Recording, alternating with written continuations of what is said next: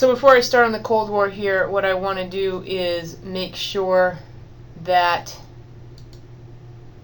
I tell you what a great job you did on the cartoons. I thought you picked some great cartoons and that you did them in terms of discussing them and going back and forth with each other. You just did a fabulous job.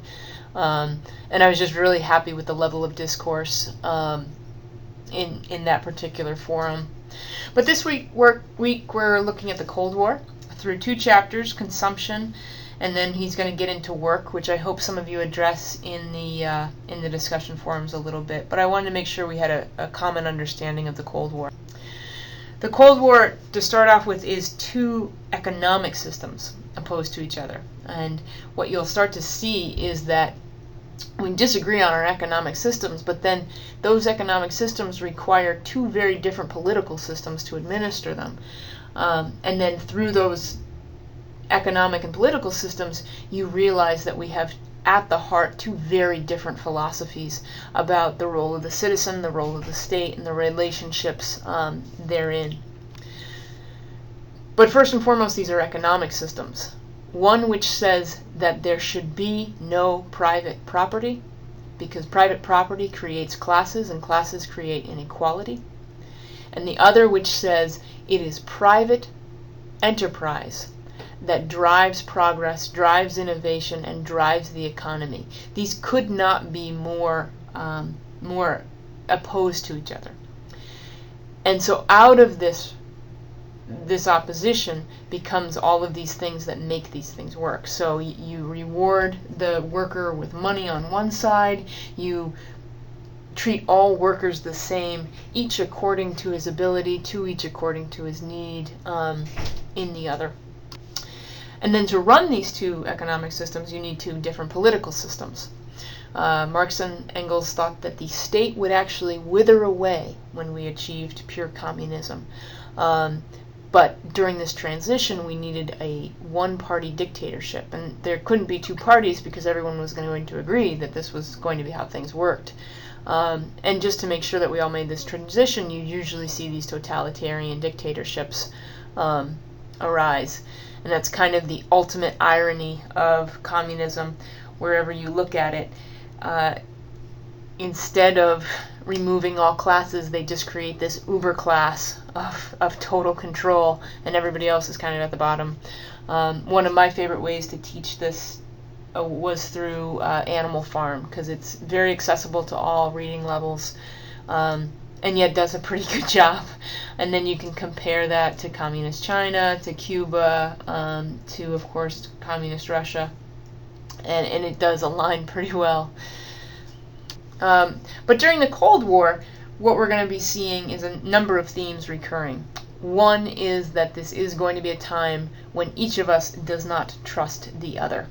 And each of us is going out and trying to get as many people on our side and within our sphere of influence, so because we truly believe the other is a threat, and we truly want to amass as many other countries as we can on our side. So we're going to see a number of things. One are proxy wars. And what I mean by that is that each side will align itself behind almost a puppet.